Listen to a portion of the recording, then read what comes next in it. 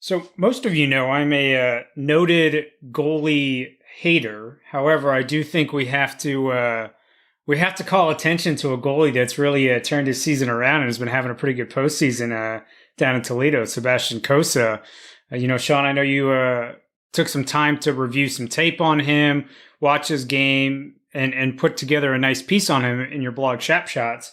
Wanted to know if you could share a little bit more about your impression of Kossa's development over the second half of the season and how he's really led the Walleye to a 3-0 lead in their playoff series right now. Yeah, I mean, Kosa is fascinating to me because we always have the discussion, right, of do you take a goalie, what's the right decision to make on goalies in the first round of the draft? Because obviously there has been definitely some mistakes have been made. Some teams have had success.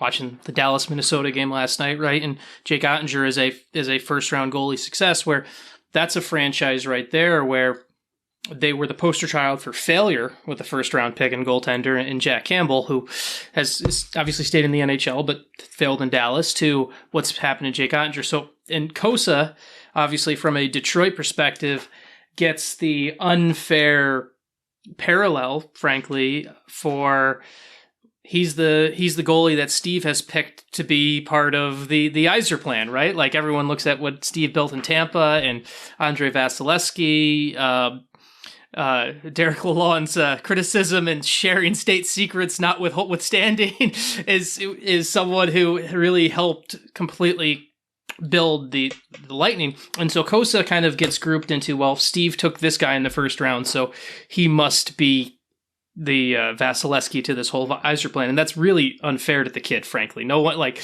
to ask someone to come in and be to try to compare them to someone who's going to go down as one of the greatest in NHL history. It's not fair. And Kosa also kind of comes into the weird space where he's in the ECHL, and so often the ECHL is a space where it is a proving ground for goalies, but it can be. I want to use the right terminology here, because I've been accused before of looking down on the ECHL, and I don't want that to come off this way. But the ECHL is a scrambly, more broken league. It is. There's a lot of breakdowns. There's a lot of mistakes that aren't made at the AHL level.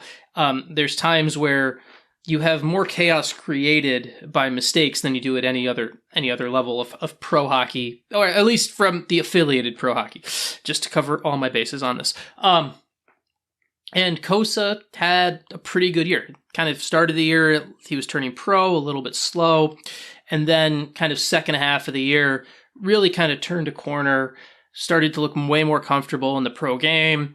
And to me, as I went through and looked at video from his season, I looked at the time, he played last night. Toledo's up 3-0 in the series. Him and John Letherman are splitting the starts right now in the series. And I wanted to go and kind of see what can translate and what can't, because there's a big difference between a good ECHL goalie, an AHL goalie, and an NHL goalie. And Kosa, to me, there are some really good green check marks of things where you're like, look, like, this guy can future. And I talked to a couple NHL goalie coaches, like, his movement for a 6'6" dude and his is incredible. I had one goalie coach who told me that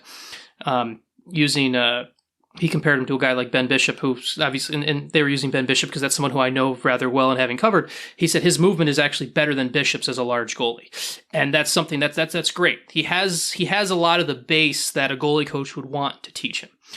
The bigger concern for me right now, just with Kosa, and it will be the thing that obviously, and this may be one of the reasons the Red Wings, frankly, fired their goaltending development in the AHL and will be looking for someone to work with them, is the fact that there are holes for me that ECHL shooters find in Kosa that if ECHL shooters are finding them, AHL shooters will find them, NHL shooters will find them. I don't like how he gets beaten high on the glove side for a goalie that large. That's something where he almost uses his size too much to just focus on the bottom of the net.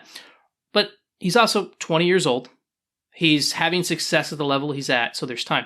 It's just, we overly diagnose and overbreak this kid down, which I did in video, because of where he was drafted and the expectation. And it's one of those great unknowns. Like, you can look at the Red Wings long-term plan, and while Steve keeps so many things close to the vest, there's a lot of things we can pick out, right? Where we kind of see where he's going with the blue line, where he's going with the forward group. Goaltending, it's kind of all in on Kosa. There's not really another guy. He's like, Lethaman's a nice story, but Lethaman was a former college guy who turned a good ECHL season into an NHL contract. I mean, he's 20 years old and there's lots of time, but it is a space where I'm just so fascinated to watch his development, because we hear goalies take longer to develop. We hear bigger goalies take longer to develop, but the parts of his game that you would say, hey, a guy needs to work on this, are kind of already there in the movement, and it's some of the other things. For sure. And, what I've heard recently is that the reason he turned his game around in the second half of the season is somebody printed out the tweets I made about drafting goalies in the first round, and he's subsequently hung those in his locker and is using that as motivation to prove me wrong about drafting goalies in the first round. And so with that being said, welcome to Expected by Whom, a podcast exploring the world of hockey through unique lenses, brought to you by the Wing Wheel Podcast. We know a lot of you are tuning in as Red Wings fans, and the Wing Wheel Podcast is the biggest and best Detroit Red Wings show out there. Find the show wherever you listen to or watch your podcasts, and go to wingwheelpodcast.com for more.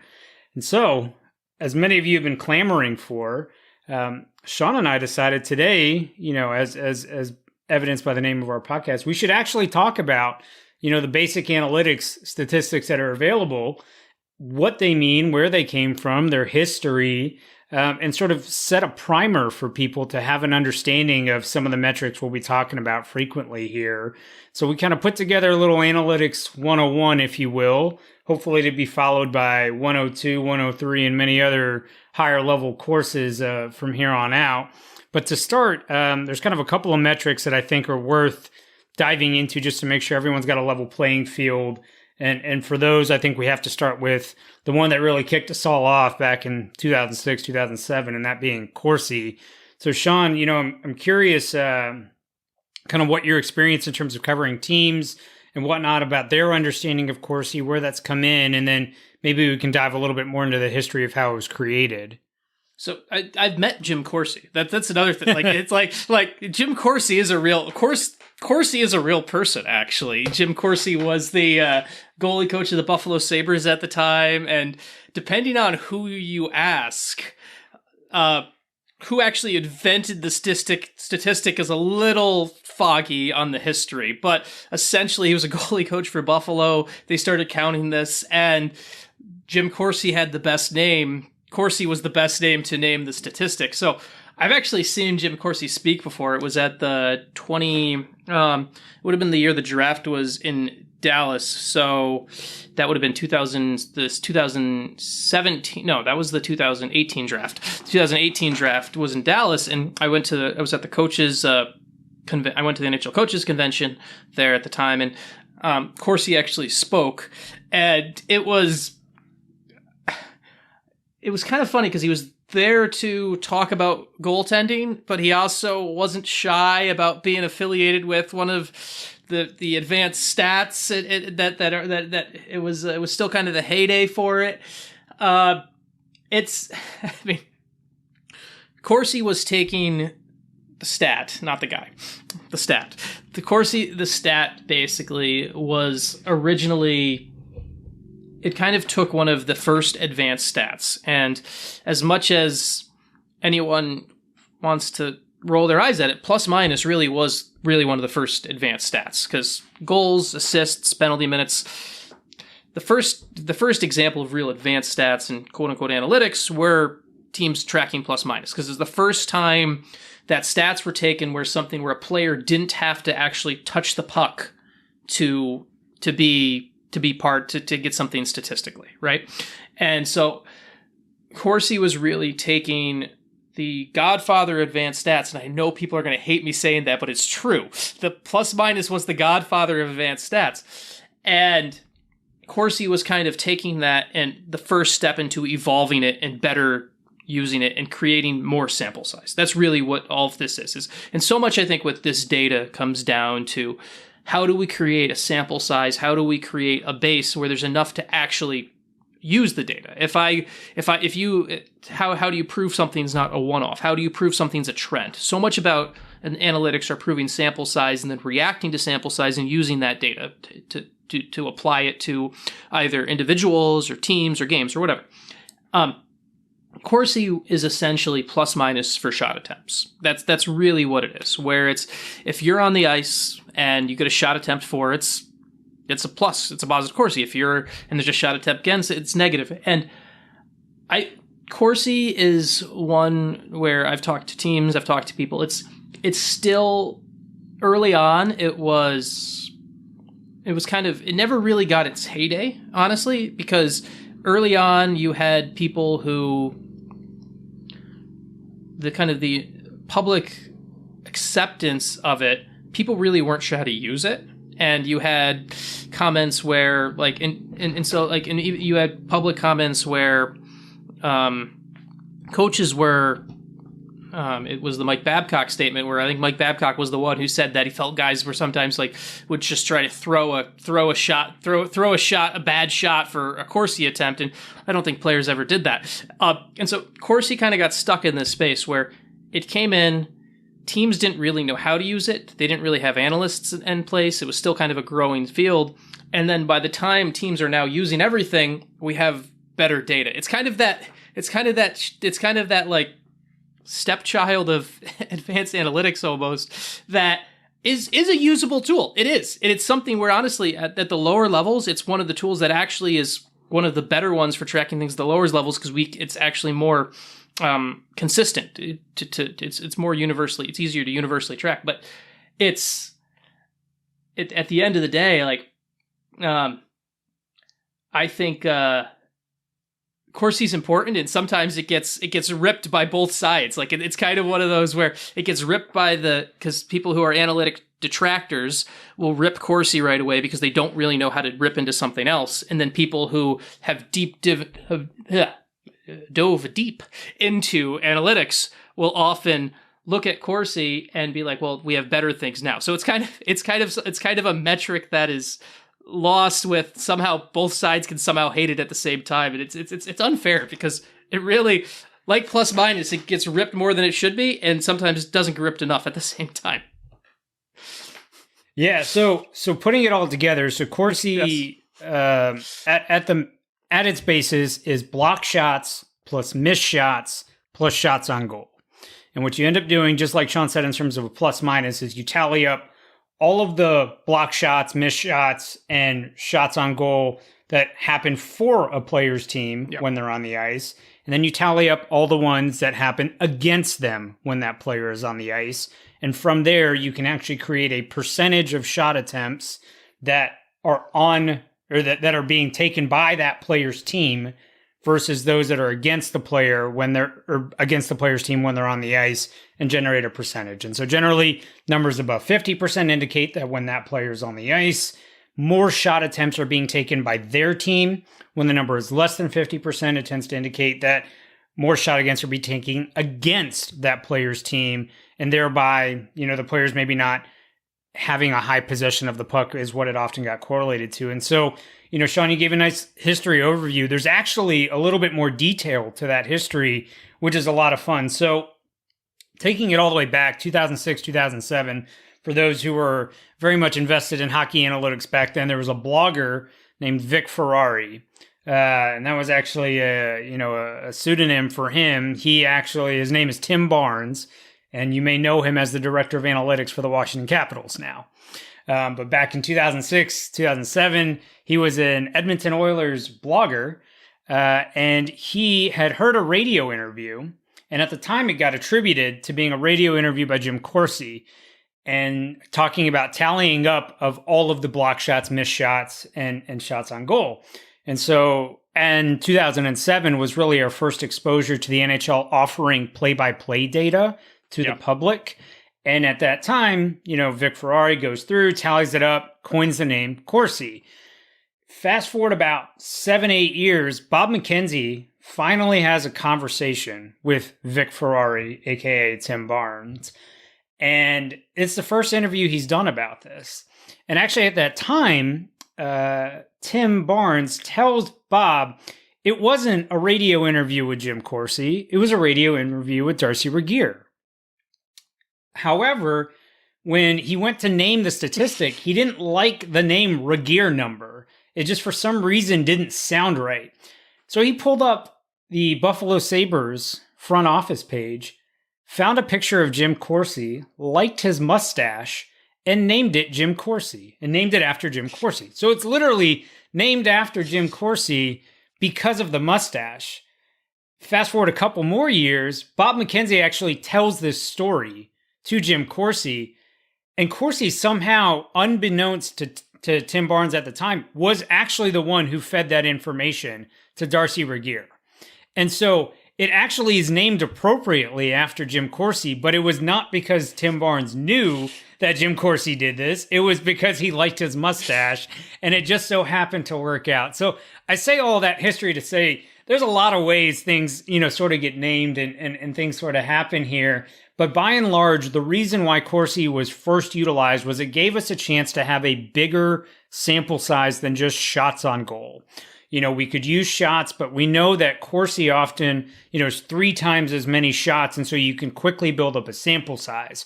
And so early work that was done, there was a couple of bloggers back in the late 2000s. So Vic Ferrari, another one, Jay Likens was the name he went by. They sort of looked at the predictivity of, or kind of how predictive was Corsi of future goals and future player performance. And what they found is that Corsi was actually more predictive of the likelihood of goals happening for a team, that if a team sustained a certain Corsi percentage over time, they would be more likely to score more goals than not. And that was compared to just using shots. And so that's where it really came about in a lot of people using Corsi for percentage and then starting to use it at the lower levels. However, that's subsequently been surpassed by expected goals, which we'll get to in just a second. I do want to spend 1 minute on sort of a derivative of Corsi that came about, which was Fenwick, another term you may hear. Fenwick is simply just unblocked shot attempts. So what this does is instead of using block shots plus missed shots plus shots on goal, it uses just missed shots and shots on goal. And the reason behind it, again, Matt Fenwick, the one who created it, he named it after himself, was a lot of people felt that block shots shouldn't be given the same weight, because if a shot got blocked, was it really a good chance? Was it on the same level as a missed shot or a shot on goal? Or was it a worse chance that's getting lumped in? And so the thought at the time was Fenwick may actually be more predictive. That hasn't subsequently borne out, and that's why it's not really used as much outside of goalie metrics, which we'll get to in just a second. But sort of putting those two together, those were really the first two, forays into being able to look at more than just goals and shots on goal. It was a chance to look at bigger sample sizes of more things that teams were doing that ultimately are positive outcomes. If you're shooting the puck, you have the puck. And so that was the big reason to look at both of those. I have heard, actually, there are a couple coaches in the NHL that still will occasionally use the difference between Fenwick and Corsi as something. Like, for example, I know when teams like the Vegas Golden Knights, as much as we talk about them as a possession team, a lot of the old school hockey mentality when a team prepares for Vegas is they think about how many shots Vegas blocks. They think about how they work, how they block shots. And Fenwick versus Corsi is actually kind of a metric that I know that there are some teams that have looked at it where they use that to get an idea. But basically it just comes down to really they're just measuring block shots as opposed to that. But it's a way they try to make it look like they're using analytics when maybe they aren't, and maybe it's a way to keep a older coaching mindset and maybe softly bring them into better using the rest of the toolbox, if that makes sense. Yeah. And it's very interesting because you'll still find some people that prefer Fenwick even in the analyst space as well. I think it's by and large fallen, by the wayside with the adoption of expected goals, which we'll talk about in just a second. I just want to highlight one point you made in terms of the whole challenges with adoption of this data. And one of the challenges of adoption was the NHL chose to use a different naming terminology than the people that were using Corsi and Fenwick. And so if you go to actually look up this information on NHL.com, the stats are there. They're just not named Corsi and Fenwick. The NHL has actually chosen to use SAT or SAT to represent Corsi. This is they're shortening that from shot attempt differential.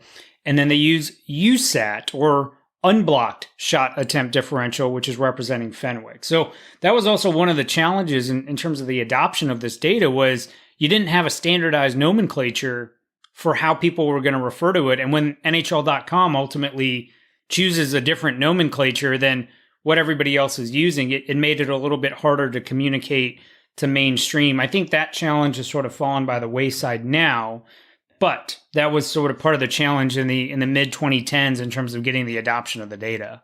It has slightly fallen aside, but I've had conversations with older reporters, and it's nothing against them, but I've had conversations with people who've covered the game for a while, older reporters who, for whatever reason, Corsi was like voodoo to them and confusing, but then you explain it as SAT and they understood it, but then it became like, it would almost, like I've had conversations before where it's like you realize you're talking about the exact same thing. And sometimes people didn't even realize that. They were like, oh, well, this is what people are, to use a stereotype, people were basement blogging about. Corsi was basement blogging. SAT was the golden standardized by the NHL, when it was literally the same thing. And it's in many ways, we are no longer in that spot, but there are still some holdover, I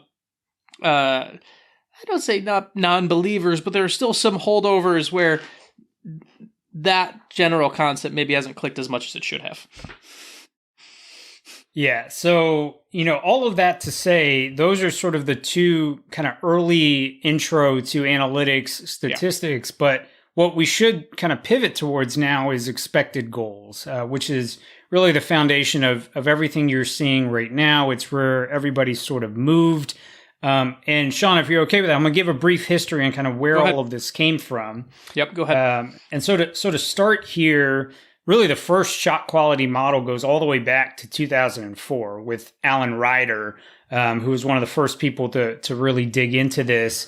And at the crux of it, what expected goals are is taking a shot and saying, what's the likelihood that shot goes in the net?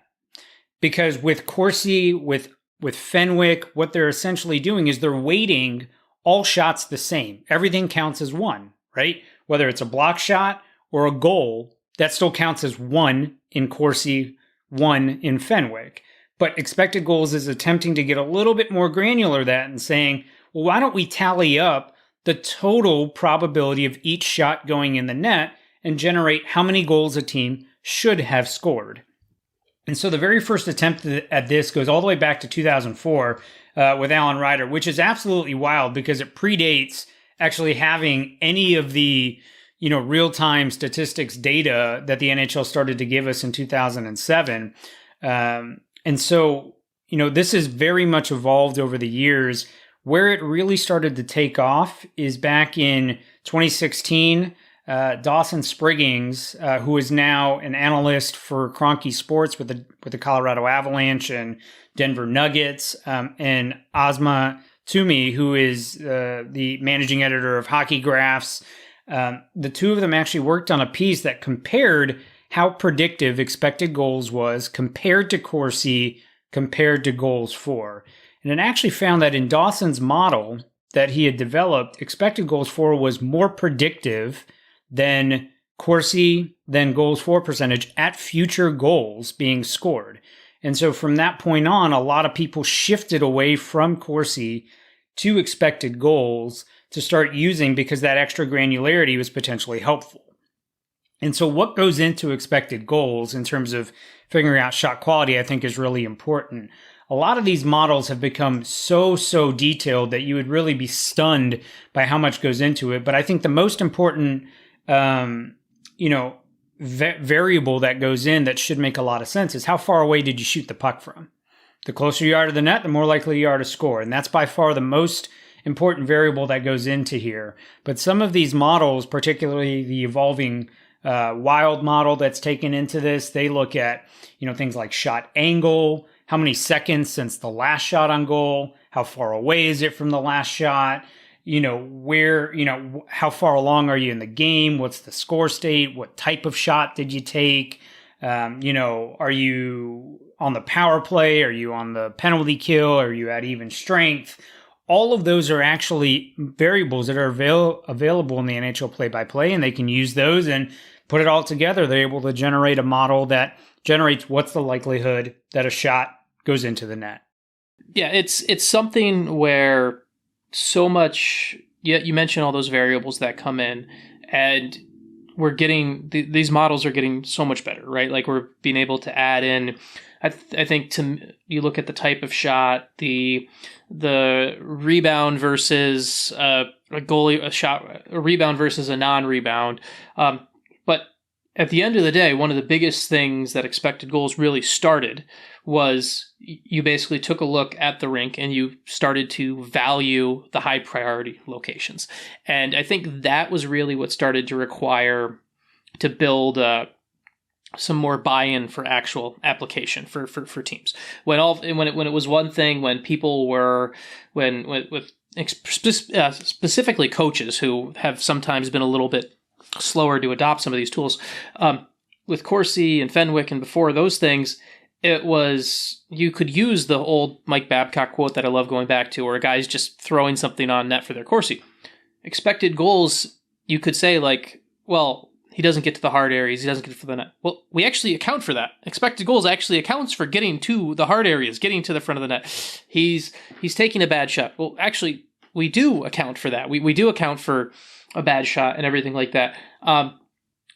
As someone who has kind of looked at, and obviously by nature of us doing this podcast, they're already taking it deeper. I love to... And it's something that we want to really do because we're still at 101. And as we go into 102 and 103 and 104 and we talk to some more people, we won't say who right now because we got to make sure those things are lined up. But at some point, we're going to get some people on this show who have built those models and have done some of those works. And we're going to talk to them about what's important to their model and what's not.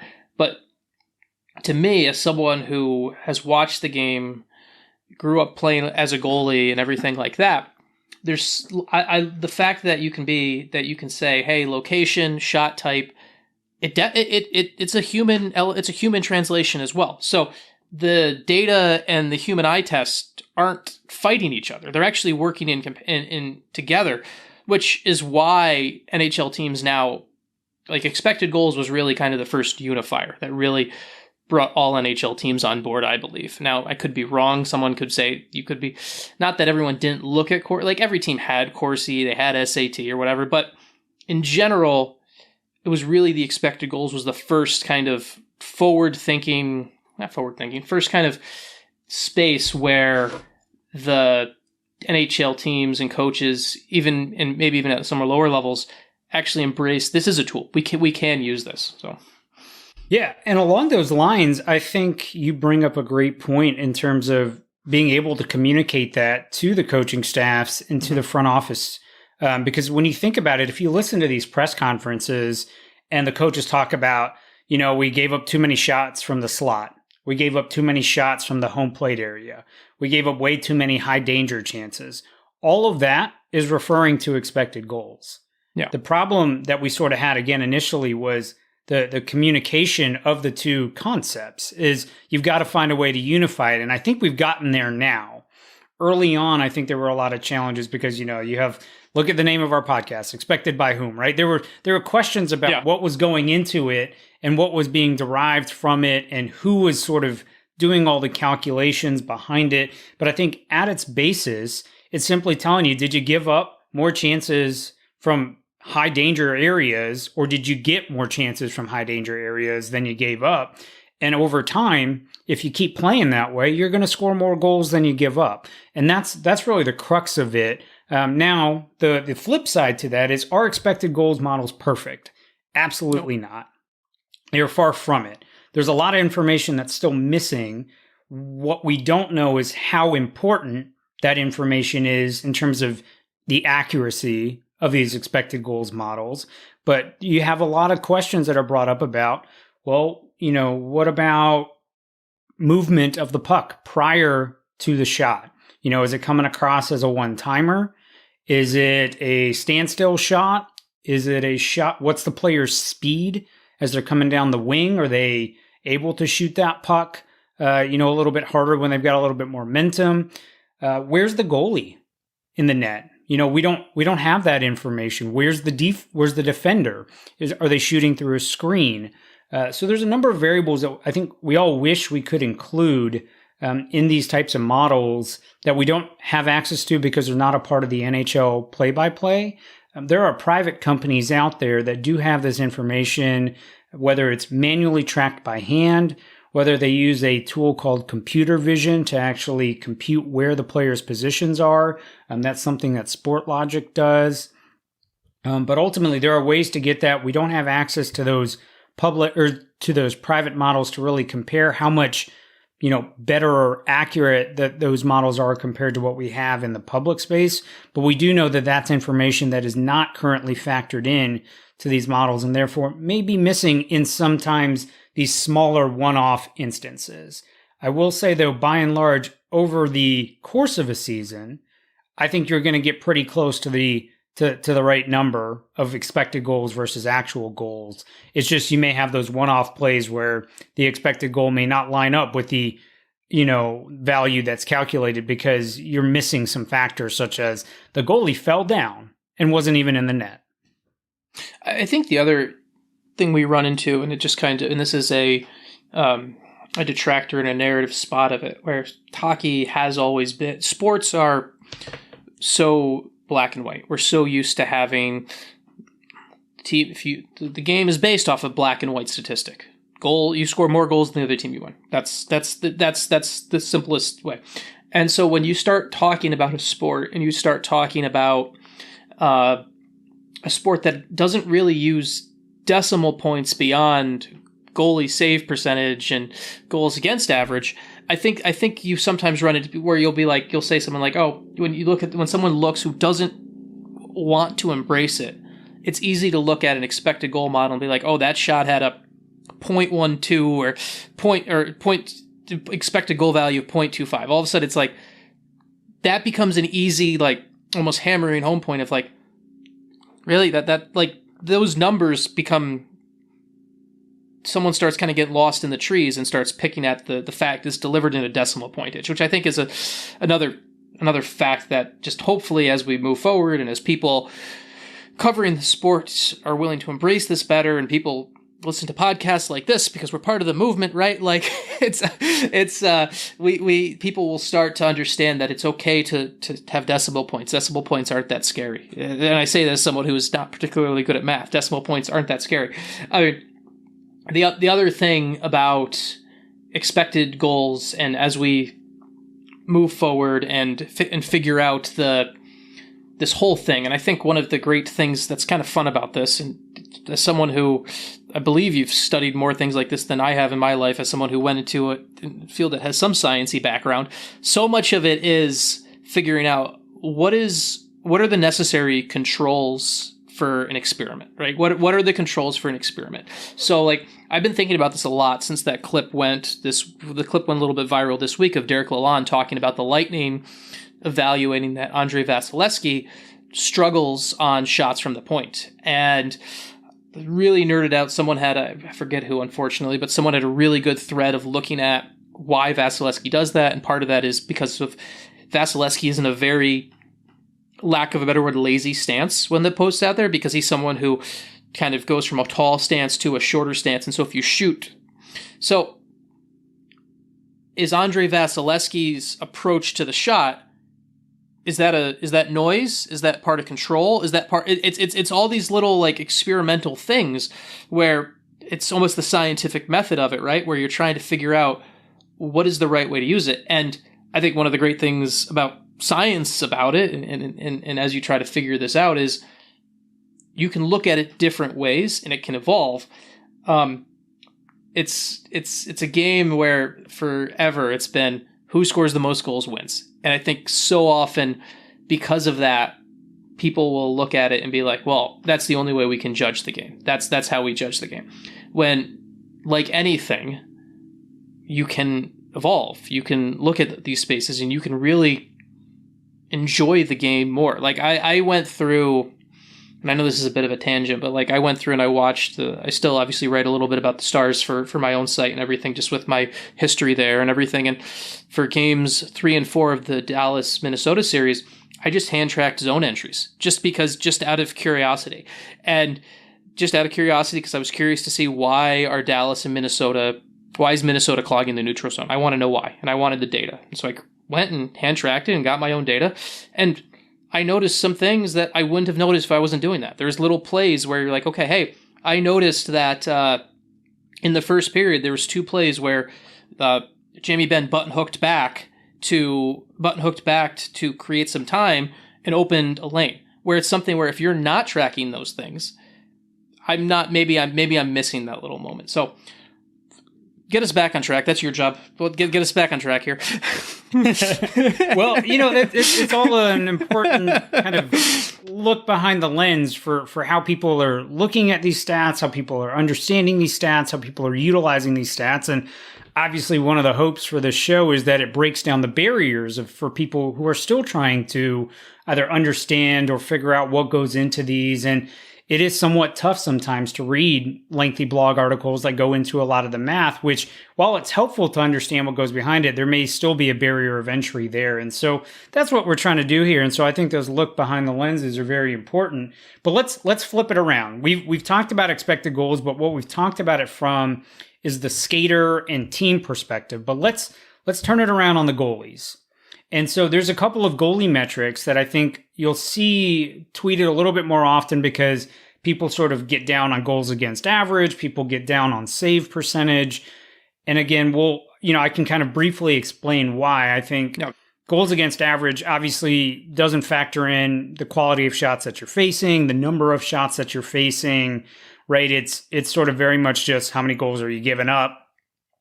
And so you look at guys like Chris Osgood, Martin Brodeur, that over the course of their careers never really faced a ton of shots. They're not likely to give up all that many goals. And then when you go over to save percentage, again, there's not really that factor of what's the level of quality of those shots that you're facing. Are you facing 20 shots from the point? Are you facing 10 shots from the slot? So moving beyond those was sort of important to understanding how well a goalie really is playing versus how much is it a plug-and-play kind of system where you can insert any goalie and they could really have some level of success. And that's not to say the metrics that we're about to talk about are perfect in doing that, but there's sort of 2 metrics that have become a little bit more adopted, one being goals saved above average, or GSAA, and then the other being goals saved above expected, being GSA(x). And so let's start with goals saved above average. So putting it bluntly, the way it works is you take all the shots a goalie faced over the course of the season, look at the amount of goals they gave up, and you've got their save percentage, okay? That's that goalie save percentage. But what if you took a league average goalie save percentage, so remove that goalie from the entire league sample, take a look at what the league average save percentage looks like, apply that league average save percentage to the amount of shots faced by that specific goalie, how many goals would a league average goaltender have given up? The difference between those two numbers, between the amount of goals the goalie actually gave up and the amount of goals a league average goalie would have given up, is goals saved above goals saved above average. And so the nice thing about this metric is you can calculate this all the way back to when we have shot data available. So you can go all the way back in history and get this information because we have shots available. So it allows for a little bit more of a historical comparison. Now, that being said, we're still not taking into account the quality of shots these goalies are facing, but at least we're able to characterize a goalie's performance relative to league average and then summarize that over the course of their career. And so that's where we look at guys like Dominik Hasek, who are miles ahead of the second best goalie in their seasons. Usually, Hasek was saving 30 more goals, above average compared to the guy in second. Another guy we talked about on the first show, Tony Esposito, was another guy who did that. Bernie Perrant, another guy who did that. So that at least gives us some way to tally that. But again, it's partly due to the volume of shots a goalie's facing, and it's also not factoring in the quality. So that is a little bit limiting there, but at least it moves us one step past raw save percentage. Yeah, and I think it's a good way to, historically it's allowed us to really bring some things back into context, to really look at where, because obviously you go back through history and it's the goals against average and save percentage, and it's more of, well, we know this team was good and this team was bad. You may know this already, but I was curious as you were looking up. So I used I was on Natural Stat Trick right now. So just quick aside, who do you think was I set the bar at, you had to play at least 300 minutes, which would be the equivalent to roughly 5 games, if my math is correct there. Who do you think was the who do you think was the league average goalie this year? This is using natural stat tricks. So who was the closest to the 0.00 this year? If I'd say who, so when we're talking this year, we can say for 2022-23, it's your performance versus this guy, because I'm using him as league average for this. I mean, so league average save percentage was down substantially. Yep. I mean, my gut is Ville Husso was right around 897, which is where I think league average was close to, or may have even been 900. So maybe a guy above that. But yeah, it's somewhere in that range would be my guess. No, but for this case, I'm saying, okay, who would be using goals saved above average? Using that one, who do you think would be the closest to 0? And should I do this at 5-on-5 or should I do this at all strengths? Let's do. You can do it either way. Whatever. Let's do all strengths for this exercise. So, who was using natural stat trick, because that's important to bring up which data. Who was the closest to 0.0 goals saved above average this year? If you had to guess, let's throw out Matt Murray. That's pretty close. He was really close, minus 1.12. But your league average goaltender this year, and he only made the cut, frankly, because of if I'd set the minutes higher, he probably wouldn't have made the cut. Joel Hofer.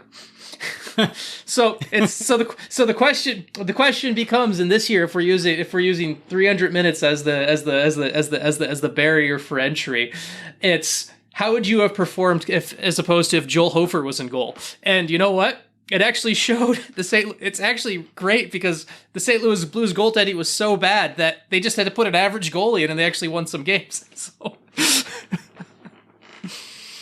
that's absolutely wild. Yeah, so Joel Hofer is an interesting name to have there at the league average. And that's another question of, when it comes down to sample size, what do you want to set for these marks? Typically speaking, the way that this will get calculated is you'll actually just tally up every goalie that's in there and then set the league average that way, for the save percentage, and then apply it from there. But, it's sort of fascinating to look and see kind of in some of those smaller samples what you end up with. And so again, it's another metric that moves us slightly forward, but it's still not all the way there, because we still aren't looking at the quality of shots. And so, since 2007, when we got the play-by-play data, we now can look at those the quality of chance against, being those expected goals, and now we can move into goals saved above expected. So the way goals saved above expected works is, so you take up the total amount of expected goals against a specific goalie, and then simply you look at the amount of goals they gave up. How many more goals did they give up over expected, or how many goals did they save above expected? So to give you an example, let's say you tally up all the shots that Andrei Vasilevsky faced, and he, the expected goals for everything that he faced this year, let's say he should have given up 220 goals. And then you look at the amount of goals that were actually scored on him, and it's 200. So the way the math works is Andrei Vasilevsky saved 20 goals above expected. And so again, this is now finally giving us a chance to incorporate the quality of shots faced by these goalies. That being said, you're still sort of at a you're still sort of challenging that. And the goalies that obviously face more shots have more opportunities to save goals above expected or give up goals above expected. So it is typically going to penalize those goalies that face higher volumes, or it may augment their stats depending on how well they're performing. But all that being said, it's probably the best marker we've got at the moment in terms of being able to compare these goalies recently. The other thing that, and it goes down to, and we should touch on this too as we're on this space, because it's something where it applies to goaltenders. The other thing that I think sometimes gets lost in translation or gets confused on, and it's not really that complicated, but it's the rate usage, right? Where we talk about goals saved, expected goals per 60, or we talk about, and I think that's something that we should, as before we move on to another segment, we should just touch on that real quick, because it's something that at the end of the day, you'll see something. You sometimes I will hear people detract against analytic usage, and they'll talk about like, well, how do you know per 60? No player plays 60 minutes. Like, right? No, we're talking about skaters right now, but it's the way we can at least somewhat even things out. It's obviously we're still looking for those perfect controls. We're still looking for those perfect models, but it's the space where to use the Red Wings for example, like you're not going to have then. No one plays the exact same amount of minutes. So how do you use how can you equate Ben Sherratt's minutes versus Jake Wallman's minutes? And it's like, okay, so how do we find the control on this? And that's where the rate stuff comes in. That's where it's expected goals per 60, or you look at other things at that rate, that rate space. It's not a difficult concept, but I think it's something we should just bring up, because sometimes it's another slash in a stat line that can sometimes feel intimidating, right or wrong, when people look at numbers here. Yeah, you're absolutely right. And so when we're looking at totals of stats, there's a lot of variables that impact the amount of expected goals for and against a player. Who did they play with? Who did they play against? How many minutes did they play? There's a lot of variables that go into there. And so when we at least convert that to a rate, it allows us to remove the time variable. It allows us to at least say, okay, we can remove the variance in terms of the amount of playing time, and we can now just isolate this to, okay, this is what this would look like on the same scale across all of these players. Now, that being said, rate stats remove the time, but they don't remove other factors like quality of competition, quality of teammates, and other factors that contribute to the difference in those numbers. So you still have to be a little careful when directly comparing. And where this tends to come up the most is you're comparing, hey, this third line player has the best expected goals for per 60, and they're doing much better than this first line player. Why don't you swap the two? But the challenge in that is that third line player is likely playing against much lower quality of competition than that first line player, and those minutes are much easier. And so when we're trying to find those players that can scale up or scale down, that's why what Jake Wallman did this year was so unique. It's because more often than not, those analytics darlings players, those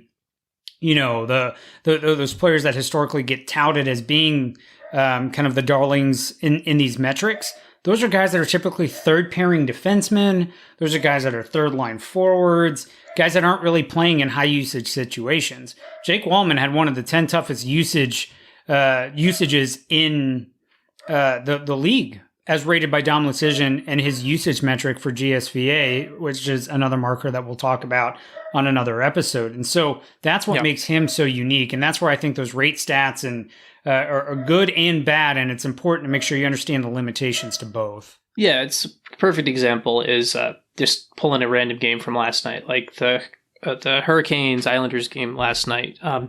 PRV had you look at a couple different metrics for him. Like he had an expected goals for last night using the natural stat trick of 98.35% last night. Now, that's great.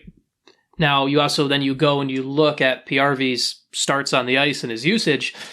He had 4 offensive zone starts, 7 in the neutral zone, 5 on the fly, and typically he's not a player who's getting an on-the-fly start when his team's in the defensive zone. So it's that type of context where PRV did everything he was supposed to in his role, but frankly, there's a sliding scale of what's expected when Rob Brendamore is never even putting him out when the other team is close to the Hurricanes net. Yeah, and that's a perfect example of this, and that's another one of those caveats that you want to be aware of. Yep. I think the last thing to round out the expected goals discussion for us is, importantly, everybody has a different model. There, you can compare expected goals across evolving hockey, across Hockey Viz, across Natural Stat Trick, across Money Puck. They all use different expected goals models. So just because you see a number somewhere doesn't mean it's consistent across all of them. It's very important to understand how the models are different. And that's one of the things we're going to attempt to do, over the course of this podcast, is as we have the opportunity, we would like to bring these guys on to talk about what's different about their models so that you can have a better understanding and comfort level. Ultimately, there have been looks to see which are the most predictive or accurate models. For me personally, I think the evolving hockey model has demonstrated from their retrospective analysis that they've come closest to describing the actual number of goals that happen each season. And so that tends to be the model that I gravitate towards. That being said, there's not a demonstrably huge difference between any of them. And as such, you're really okay to use all of them, but just be aware there are some minor differences in the way that these things are weighted. And so if you guys liked this conversation, or there are other statistics you'd like us to dive a little bit deeper into, feel free to reach out to us. And, if you'd like to support our show, subscribe to the Wing Wheel Podcast on Patreon. That's patreon.com/Wing Podcast. By subscribing, you're not only unlocking more great benefits like Wing Wheel Podcast exclusive Discord, which has an Expected by Whom dedicated channel where you can ask us questions, as bonus episodes, and more. You're also supporting us as we're a part of the Wing Wheel Podcast Content Network. So, we spent a lot of time talking about expected goals, Corsi, Fenwick, but now we're in the playoffs, and you love that playoff mantra, right? It's all about those greasy goals. We don't care about the numbers. It's get to the front of the net, get those pucks deflected, get the screens, jam at the rebounds, and score those goals, right? And so we're here in the playoffs, but one of the fun things that I did is I was able to generate a comparison graph that looked at where goals are scored at in the playoffs versus where they're scored in the regular season. And funnily enough, it exactly pans out like that. Those goals, the highest percentage of goals are scored from right in front of the net, just like the coaches have been telling you for years and years and years. And so, Sean, in your experience of talking to coaches, during these playoff runs, your experience in going along with talking to players, what changes in the playoffs in terms of the emphasis or focus on the front of the net, or kind of what are your thoughts on that? Oh, what's the narrative we always get, right? Is this, when the games get hard, you got to be ready. This is how teams win games and everything like that. And I think there's two factors that we sometimes forget about that we need to apply to this. One is there is a bit of the human grit element. There is I never want to say a player coasts or doesn't care, but there is, when you're playing on a Tuesday night and in an 82 game season and you've played you played 2 games the past weekend and that puck's laying there and you're taking the cross check to the back, your entire life legacy isn't riding on that moment. Now, that puck's sitting there in the playoffs. It's overtime. Not even overtime. Anytime in the playoffs. So there is a bit more of the... you don't want to say players don't try, but players, there is a bit more of this is what you play for in the playoffs. So there is a little bit more of the willingness to, quote-unquote, sacrifice the body. I think there is part of that. The other thing is the regular season is a show up, play, move on to the next opponent. I think that's the other big part about this, that we have one of the things that if you want to watch a series specifically and just have fun with it is like you pick a subject and you're like, okay, how does this look in game 1? How does this look in game 2? And you don't have that in the regular season because aside from the occasional, like Detroit had the 2 games in Ottawa back to back where they could have had a little bit of and we say it had a playoff feel, but really it had a playoff feel because it was 2 coaches who got to adjust to each other for the next night. That doesn't happen in the regular season. So the playoffs, you have okay, this team runs this type of forecheck. We're going to alter this. This team likes to do this on the power play. We're going to alter this to do that. You have the chess match that happens. And one thing that never changes in the chess match is a loose puck around the net is a good chance. And I think that's another kind of key to this that we kind of forget about, where playoff hockey is great. I love playoff hockey. But part of it is, the reason it's a quote-unquote different sport is just the familiarity. The game-over-game matching and altering of sides. It's not that the games get harder, it's that the opponent, it's impossible for, so tonight's games, right? Tonight is Boston, Florida, game 5, I think, right? Now, even there's nothing the Florida Panthers don't know about the Boston Bruins and vice versa at this point. So those little things that you could catch a team off guard, or maybe you run a certain play off a face-off, everything Florida's going to do tonight, Boston knows. Everything Boston's going to do tonight, Florida knows. You can catch things off guard. Guys can be different. The Florida Panthers tonight will they'll look at the Bruins defense, and how they activate and how they move. They've planned for that for four games.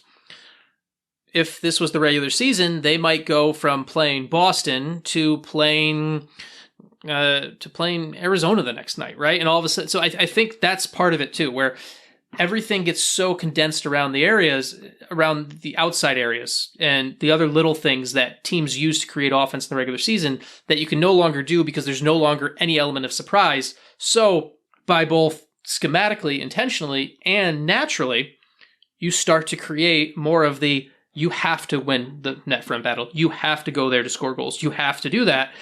And it's really one of the few places where, not few places, but it's one of those places where if you want to go old school coach, win your battle, win the game, that's one of the places where it actually happens.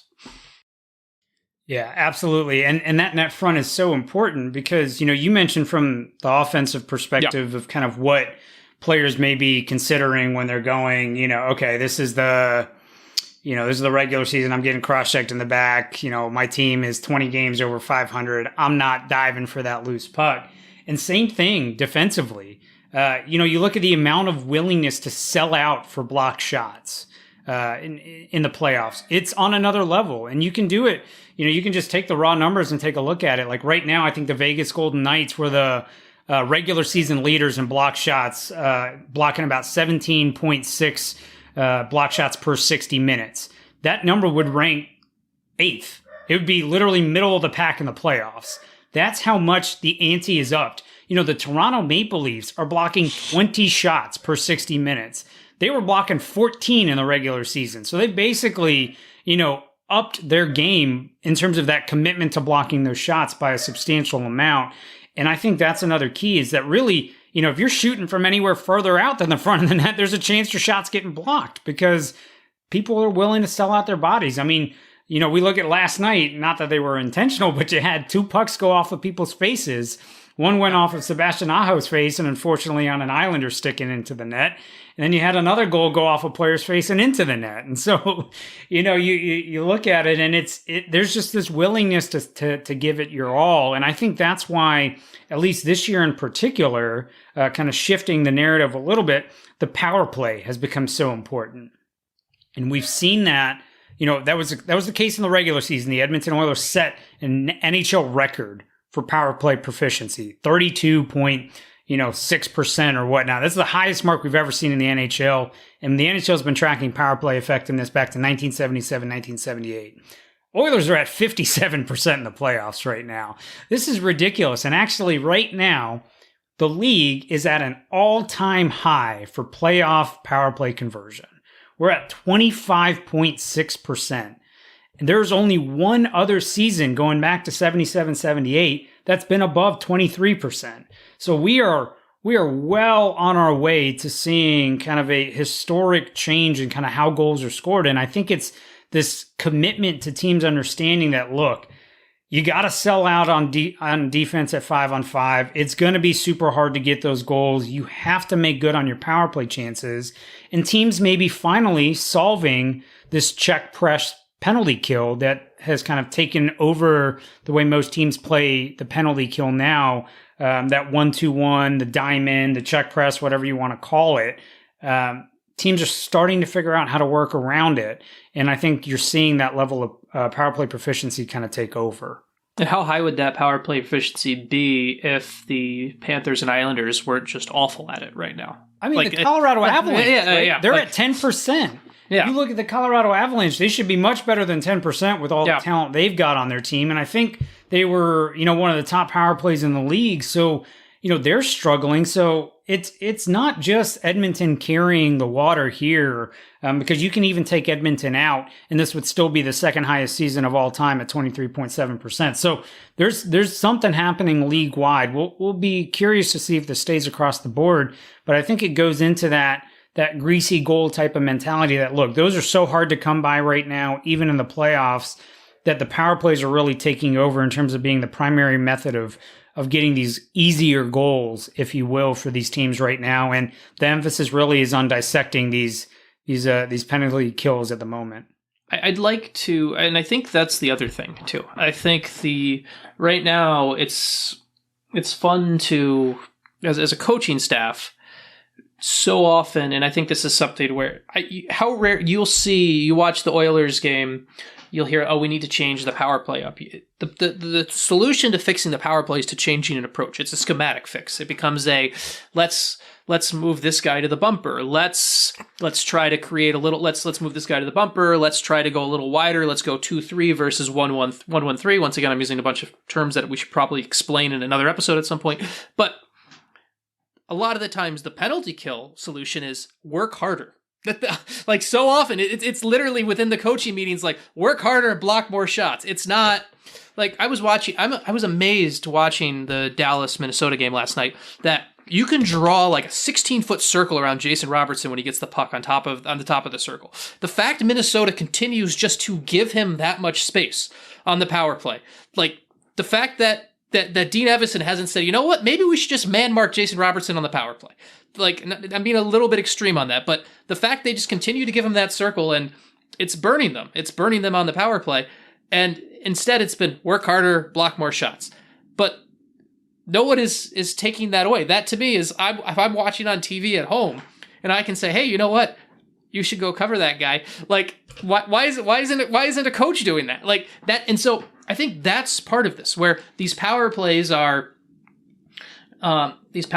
these coaches are looking at, okay, this is what the penalty kill's doing. I'm going to continue to throw various looks, and the penalty kills aren't changing. The penalty kill is and I think part of it is that's a mentality that some team will change, and I would love to, and maybe some team has changed it. Maybe like you look at maybe like, because obviously the Islanders have been very bad on the power play, and I'd have to go maybe I'd have to go watch the Carolina penalty kills a little bit more. Maybe Carolina is doing this, and we need to go take a look at it. But like, at some point, someone's going to make a lot of money as a penalty kill coach, being like, hey, let's have 3 different penalty kill approaches, and we're going to change it up, and we're going to be the dictator on this as opposed to the reactor on this. And I think that's a big part of it. Now, it also doesn't hurt that shooters have never been more prepared and never been better.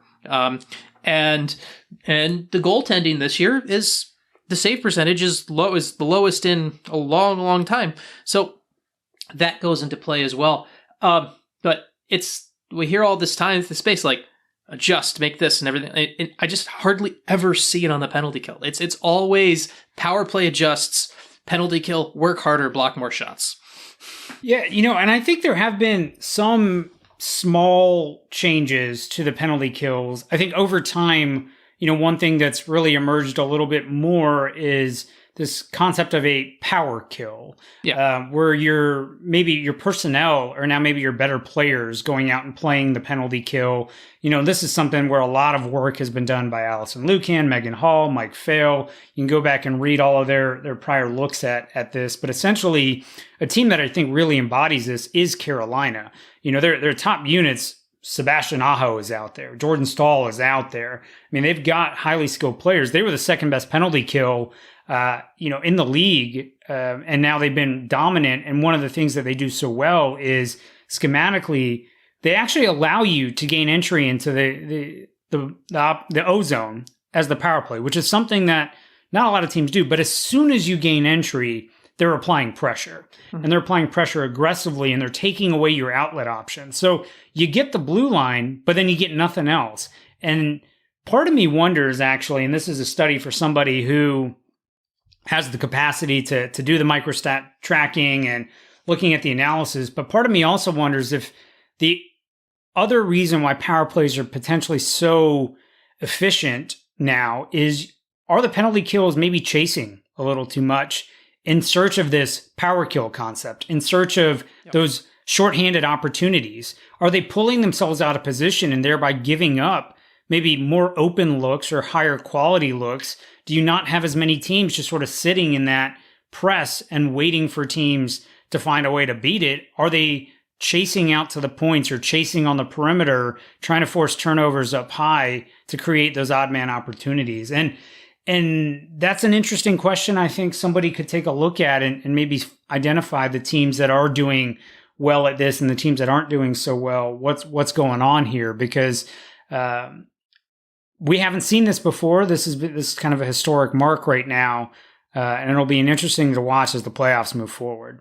Well, yeah, and you make a really great point on the fact that we've seen adjustment kind of from the defensive blue line forward. We'll see like, hey, we're gonna try to disrupt their entry, but I still think we are at this point where unless you're maybe unleashing your F1, your top forward, to try and chase a little bit more, it's still very much once you get into the zone, your robot's programmed to do the same thing, and that's fine for the regular season. That's fine where you're trying to.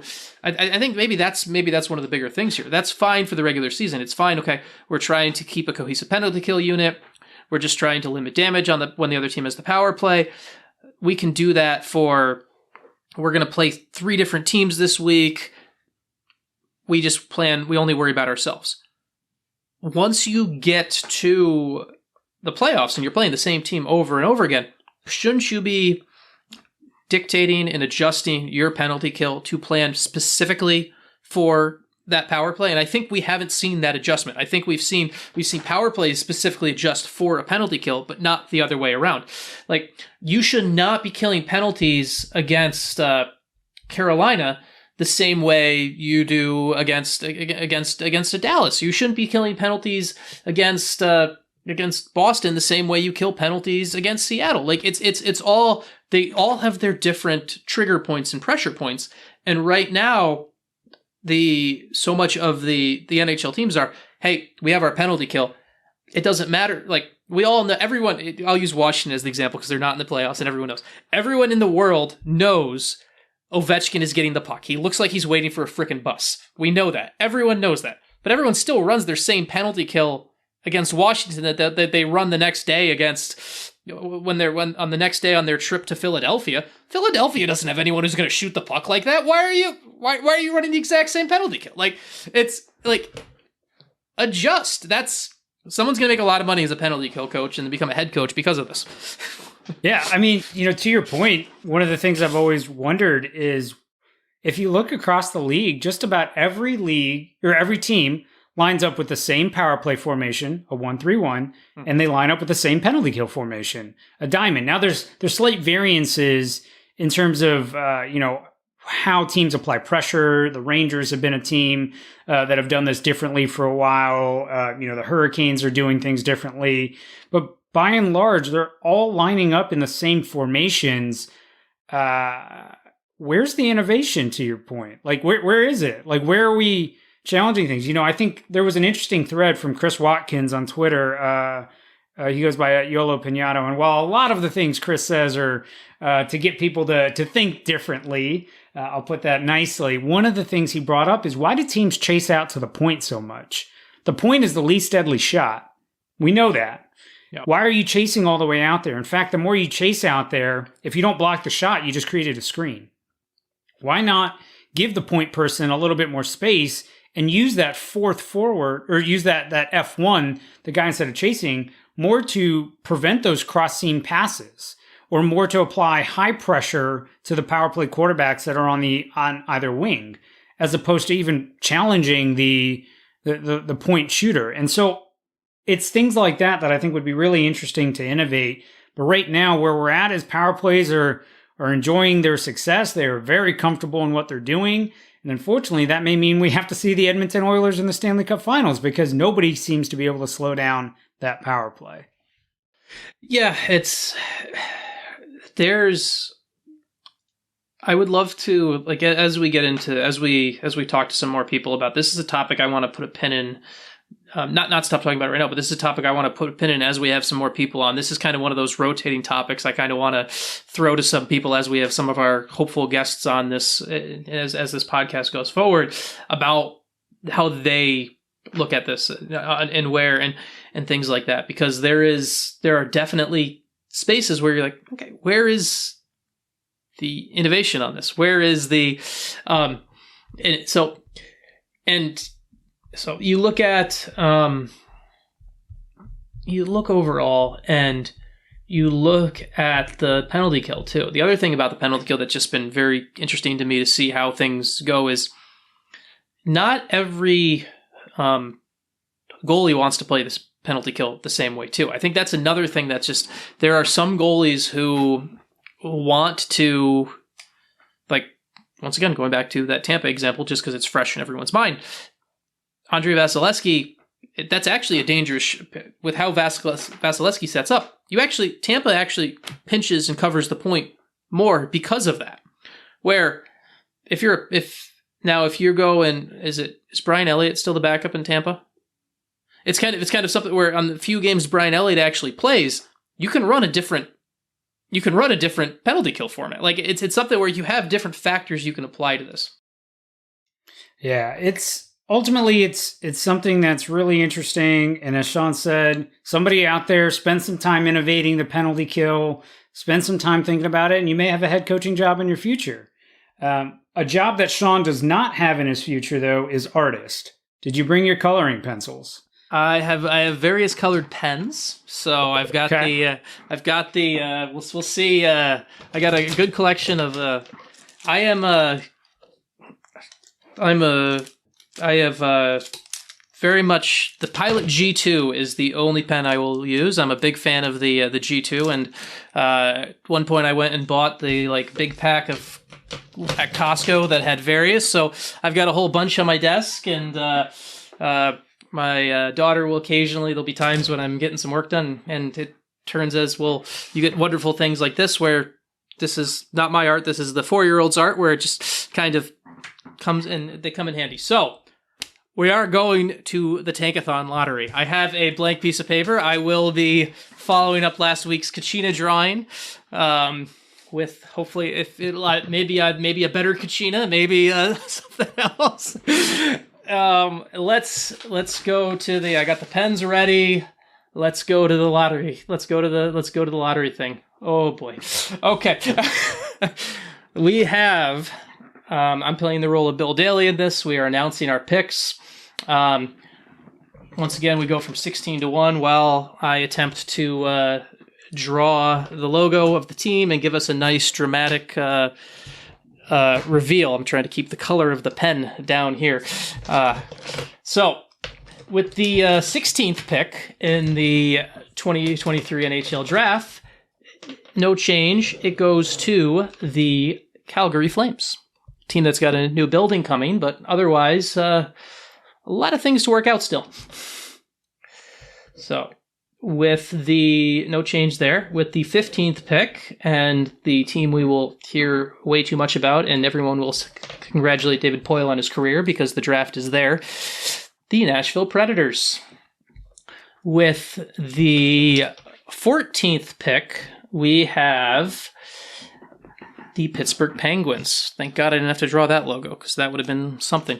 That would have been rough. That would have been rough, yeah. The 13th pick, still no change. We have the Buffalo Sabres. So still no change.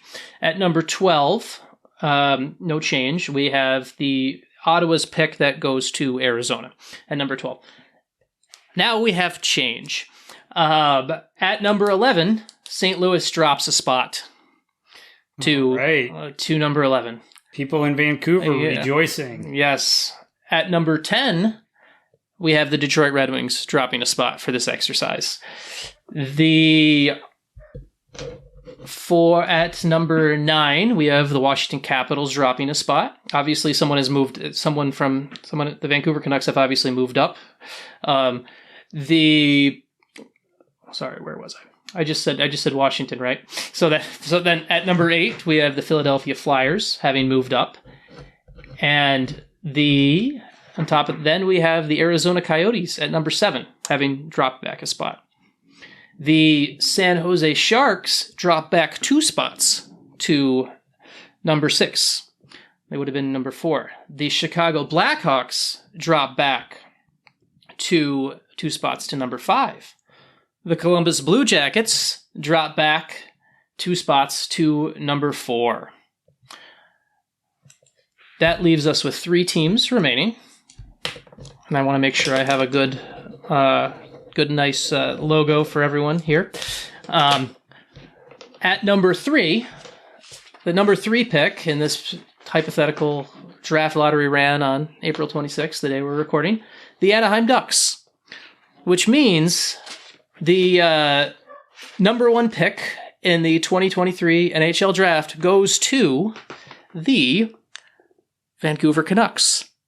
Oh, that's pretty good. That is pretty good, isn't it? Yeah. Although Montreal. if you took what looks like maybe the fins and maybe just moved them in between the C, you could repurpose it as the Habs logo. Yeah, and it actually worked really well. I could have just drawn the giant C, and they're number 2, and they're number 2 in this draft. So it's congratulations, Vancouver. If you win the draw lottery, we can sign this, and we can auction it off or something like that. So it was a precursor of things to come. This is a better card than Bill Daly will hold up on May 8th. That would be, honestly, with everything that's gone wrong in Vancouver, this would be huge. it would be huge, but we all have to remember that there's some special secret clause to the Filip Hronek deal where if Vancouver wins first overall, Detroit gives back the Islanders pick, but then takes Vancouver's pick, right? That's how that works. I believe if Steve was truly playing the 3D chess that people if Steve was playing the Magnus Carlsen level 3D chess that people sometimes assume he is, that would be like the secret activator or something like that. But it's obviously we know this is a Vancouver moving up there. It's a team where I don't really trust their long-term plan in general, but it changes everything. For Detroit, just kind of being at 10, we talked about last week how when we ran it and the Coyotes won, they were at number 9 and didn't move back. For Detroit, and I actually was going through and I was reading some through my work over at EP Rinkside and Elite Prospects, going through some prospect stuff. I feel like Detroit kind of, when you're picking at that 10-9 range, you're kind of, it's really, you're kind of getting the same. It's whether you're getting the guy you wanted or you're getting the guy who you wanted second in that spot. So it's not really. The Red Wings should be getting a good player here. I mean, the big one here is obviously Vancouver moving up and Bedard going to Vancouver. Well, that feels like you talk about rigged. #rigged on Twitter. If the kid who's from Vancouver, from North Vancouver, right? Yeah. He ends up going to Vancouver, we're going to get that. Yeah, So, really the only other downside for Detroit is Montreal going up to 2, because now you can have Fantilli and Suzuki as your center combo there. Yeah. Montreal is arguably the only team behind Detroit in the Atlantic in terms of rebuilding phase, if you will, depending on how you view Ottawa and Buffalo. So for them to all of a sudden vault to 2 and get Fantilli and then have Fantilli Suzuki with Slavkovsky coming along on the wing, that's not a good scenario for the Red Wings. So this is not a spin you want to see if you're a Red Wings fan. No, you're fine with you're honestly fine with it going to Vancouver because he's out west. You don't want Montreal up there. Every time we do this, there was a really great story about him today. Like, I hate that, Leo Carlson's going to have to go, to the Ducks. Yeah. I hate that. I hate that. I hate that for him. So. Well, folks, that has been another edition of the Tankathon. We don't love the results as much as we did maybe last week. Eventually, one of these times, the math has to play out. Where Detroit does win one of these, and we can have a much more in-depth discussion and much more enjoyable discussion. But until that happens, stay tuned for the next episode. And as always, if you have any feedback for us, Ryan Hanna's DMs are open. Please feel free to send it there. Thank you again for tuning in, and we'll catch y'all next week.